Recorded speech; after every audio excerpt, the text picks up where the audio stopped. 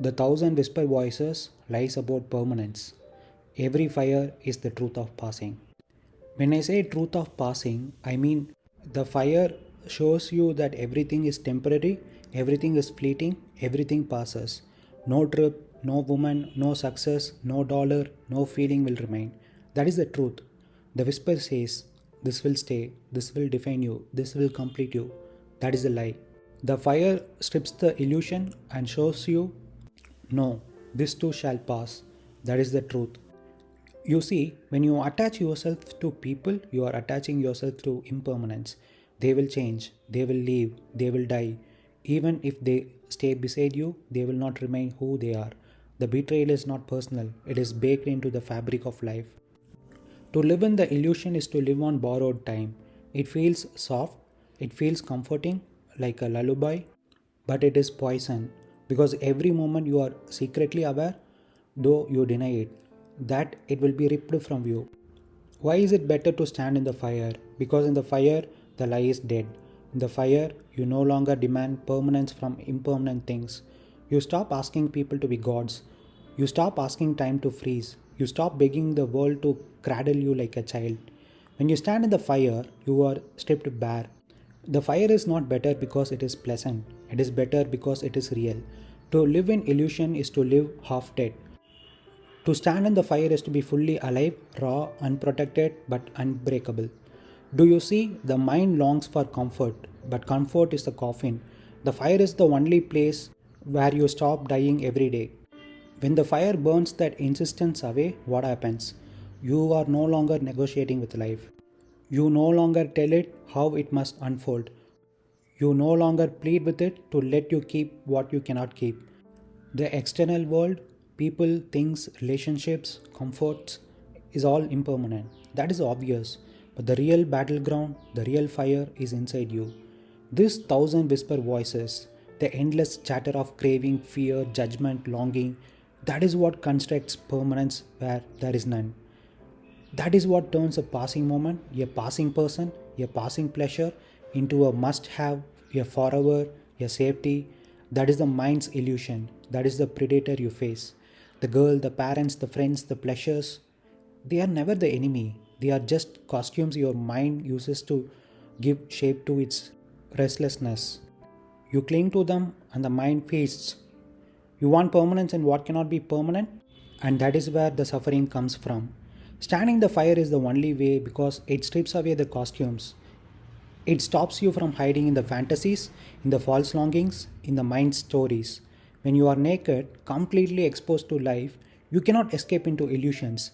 The thousand whisper voices lose their power because there is no place to anchor them. You are in the raw, unfiltered moment. And that nakedness you see clearly. Craving is just craving, fear is just fear, longing is just longing. Nothing outside you will fulfill it because fulfillment was never outside. It was always a product of the mind's constructions. So the battle is always with these thousand whisper voices. The external world is impermanent. The internal world is where illusion reigns. Stand in the fire and the whispers cannot dominate. You are forced into the present. You are forced to be alive. You are forced to see reality as it is. This is not theory, it is naked, unflinching experience. The mind hates it. That is why the mind screams, resists, spins stories, offers false comforts, but the fire does not negotiate. It burns the illusions, and what remains is you awake, unclaimed, free. Listen carefully. The thousand whisper voices are not random, they are your mind's factory of illusions. Their sole purpose is to convince you that impermanence can be made permanent. They whisper, if you get this, then you will be safe. If you achieve that, then you will be fulfilled. If you win this person, then you will be complete. Every story is designed to hook you, to keep you chasing, grasping, resisting, longing. That is their nature. That is the mind's hunger. That is the predator you live with every day. External circumstances, money, success, relationships do not solve the problem. Even if you achieve everything the whisper promise, they will not stop. They will only invent new stories, new cravings, new illusions. Freedom in the world does not equal freedom inside. The predator, the thousand whisper voices, will still be active, still spinning its webs. This is why standing the fire is the only way. The fire is not a tool to fix the world. The fire is not a strategy. The fire is reality confronting you directly. When you stand in, you are naked. No fantasies, no distractions, no attachments. You are exposed to your own mind. You see the whispers clearly. You see them trying to create permanence from impermanence. You realize that everything they promise is a lie because it is all impermanent, all fleeting, all illusions. And the predator loses its power. You no longer follow it blindly, you no longer believe it, you witness it. Standing in the fire does not destroy the whispers, it shows you their nature. They are not reality, they are attempts to cage you in illusion. When you see this, you are no longer prey. You are awake, you are free, you are alive, not chasing stories, not building castles on sand. The fire strips you bare so the whispers cannot feed on you. That is why it is the only way. Anxiety survives only when there is something to grasp. It feeds upon anticipation, upon hope, upon the promise of some future fulfillment. The thousand voices whisper, it's just around the corner. Work for it, wait for it, chase it, and then you'll rest. And so the anxiety lives. When you see with piercing clarity that there is no permanent happiness in any outcome, in any circumstance, in any person, in any achievement, you cut the oxygen to those whispers. The entire architecture of anxiety begins to collapse. For what is left to be anxious about when there is nothing to gain, nothing to secure, nothing to lose? This is not depression, this is liberation. Depression is when you still secretly wish for permanence but feel hopeless because you can't find it. Liberation is when you see the impossibility of permanence and therefore the foolishness of seeking it. The chains fall away. Now, you can stand in the fire without anticipation. You act, you move, you live, not for a reward, not for an escape, not for permanence, but simply because the act itself is alive. When you strip away the bargain, when you strip away the expectation, life reveals itself. This is what it means to be present. Not the cheap slogan of mindfulness, but the raw immediacy of living without a crutch, naked, awake, unclaimed. Yes, that is liberation. Not because the world became safe, but because you no longer require it to be. The persistent, non-specific anxiety is nothing but residue of attachment. It is the faint perfume of craving. The moment the mind seeks, even subtly, even unconsciously, the moment it leans toward a future, toward an outcome, toward some imagined state of arrival, anxiety is born. Anxiety is not a disease, anxiety is a compass. It points toward the fact that you are secretly bargaining with life. The thousand voices do not always shout. Sometimes they whisper in the softest tones. Push yourself so you can finally arrive. Just do this and then you'll rest. Just a little more and then the peace will come. They do not care whether the carrot is money or love or spirituality or freedom. They only need you to keep chasing. But when you truly see deeply, not as a concept, that no carrot exists, that every arrival evaporates the instant it is touched, the voices lose their grip. They cannot seduce you anymore because you no longer buy in the myth of permanence.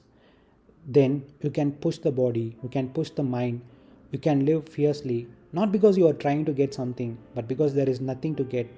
That is why you become free to give your entire energy. You are no longer leaking it into fantasies of outcome, you are no longer splitting into bargains with tomorrow. This is why standing in the fire is the only way. In the fire, there is no outcome, no carrot, no safety net.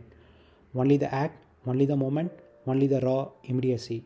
Naked, total, unguarded. Idleness is not rest. Idleness is fertile soil for the thousand voices. It is the stage upon which they perform their play. They will not storm the gates with violence because you would notice that and resist. They arrive with sweetness, they whisper comfort, they offer you rest, pleasure, ease, and while you are lulled, they place the chains upon your wrists. This is why a man who is idle is not at peace. He is in the lion's den. The torment is not immediate, but it is inevitable. Sweetness first, poison after. When you push, when you stand in the fire, you deny the voices their stage. You give them nothing to feed upon, for the fire allows no illusions. It consumes them before they can take shape. This is not about achievement, not about improvement, not about becoming someone. It is about survival in truth. Push, not to get somewhere. Push, because without it, you are devoured. push, because when you are burning, the mind cannot seduce you with its lullabies. Do you see? The fire is not suffering, the fire is the only safety.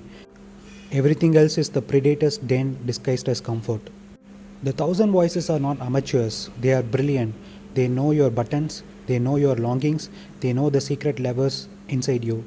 Their genius is not in open attack, it is in weaving permanence out of impermanence. They take a fleeting trip, a fleeting embrace, a fleeting success, and whisper, "This will last, this will define you, this will free you." And you are seduced. Not because you are foolish, but because you want permanence, you want certainty, you want something solid to rest upon. And so the voices build their castles, and you believe, and then inevitably they collapse, and you are in despair. This is why I tell you, stand in the fire is the only way. Because in the fire, the castle burns before it is built. The seduction cannot take root. The illusion cannot sprout. Every whisper of worry, will I make it? Will I succeed? Will I miss out? Is nothing but the voice fastening you to an imagined permanence. Will I make it? Assumes there is a place to make it. Will I miss out? Assumes there is a thing that can be held forever. These are lies. You have seen it. No trip, no woman, no success, no experience has ever given you permanence. Only the illusion of permanence for a few seconds, and then the hollow. So, yes, every time there is anxiety, craving, worry, it is the mark of attachment to an outcome, to permanence where there is none. And every time you stand in the fire, refusing illusion, you see clearly nothing owns you, nothing can betray you, because nothing is yours to begin with. The voices are magnificent magicians. The fire is the only light that exposes their tricks. Do you see now, the very moment you feel worry, you can trace it. Ha, here is the voice trying to weave permanence out of impermanence. That recognition is the burn. That recognition is the fire. The burn is not some mystical event. The burn is the recognition itself. The mind whispers, if you get this trip, this woman, this success, this security, you will be fulfilled. In that moment, if you are asleep, you chase it. You are hooked. The chain is around your neck. But if you are awake, you see it. Ah, this is the voice. It is trying to create permanence out of a fleeting circumstance. It is promising eternity where only moments exist. And in that instant of recognition, the illusion collapses. The promise turns to ash. That collapse, that disintegration of the lie is the burn. It is not pleasant because the mind screams, but I wanted it to be true. That scream is the fire. That ache is the fire. But you are free, free of the seduction, free of being dragged into the chase, into the torment, into the false longing. So the fire is not something you wait for. It is not a grand trial on the horizon. The fire is right here, in the moment of seeing. The fire is every time you catch the trick, every time you refuse to bow to permanence where there is none. This is why I say standing in the fire is nothing more than living without illusion. And that is the only freedom. The whisper promises forever. It tells you this is it, this will last, this will complete you, this moment, this success, this moment, this trip, it will be permanent. That is the whisper's trick. It dangles eternity in front of you because it knows that is what you secretly ache for. The fire reveals it was only a moment. When you stand in the fire, you see through the trick. You see that the trip will end, the woman will leave, the feeling will fade, the success will rot. You see that it was never forever. It was always a flicker, and in that sight, the illusion burns away. The moment you feel worry or craving, you know what is happening. The mind is carving permanence out of impermanence. It is chiseling stone out of smoke. It is trying to trap you with a shadow dressed as eternity.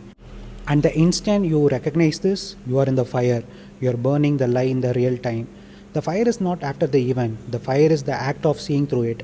To see instantly is the fire. To hesitate, to bargain, to play with the whisper is to fall back into the dream. But to catch it, to say, ha, here is the trick. Here is the lie of permanence. That very seeing scorches it, and what remains is silence. Do you see? The whisper's power lives only in your blindness. The fire is nothing but the light of clear sight. You have seen it. The whisper does not only tempt you with despair, it tempts you with hope. Hope is its most dangerous weapon. It shows you Eminem. It whispers, he was broke, he made it. You too can make it. Just chase, just grind, just endure. And suddenly you are not in your life. You are in fantasy, a projection, a chase. You are no longer alive. You are bargaining with the future. The mind knows you crave permanence. So it paints wealth as permanence, fame as permanence, love as permanence, and it whispers, "This will last, this will save you." But it does not. Not for Eminem, not for anyone. Every dollar is subject to time. Every career is subject to death. Every relationship is subject to decay. The whisper builds castles on sand. You don't need any experience to be happy. That is the truth. The moment you stop attaching yourself to the promise of the whisper, you realize here now without addiction, you are already whole. The emptiness is only the illusion of the whisper. And yes, the trick is brilliant because it does not attack you with ugliness. It seduces you with sweetness, with hope, with inspiration, with the promises of redemption. It makes you kneel willingly. This is why the fire is necessary, because the fire burns both despair and hope. It burns failure and success. It leaves only what is real. So remember, the whisper's greatest disguise is not fear, it is hope. And every time you catch it, you are free. Comparison is one of the whisper's sharpest blades. It whispers, "Look at him, look at her. At that age, they had this. At that time, they achieved that. You are behind. You must catch up. You must replicate." Do you see the trick? The whisper has succeeded in pulling you out of your life and into theirs. You are not living in your fire, your extremity. You are fantasizing about theirs. You are kneeling before an illusion of permanence dressed up as career graph. It tells you there is still hope. But hope for what? Hope that you will arrive at the same illusion that imprisons them. Hope that you will achieve a permanence that does not exist. This is why you feel anxiety when you compare. It is not because you are behind, it is because the whisper has succeeded in chaining you to a false longing. The truth is, there is no race, no graph, no finish line. There is only your fire. There is only this extremity. Comparison is escape, it is living in someone's illusion. The fire is reality, it is living without illusion.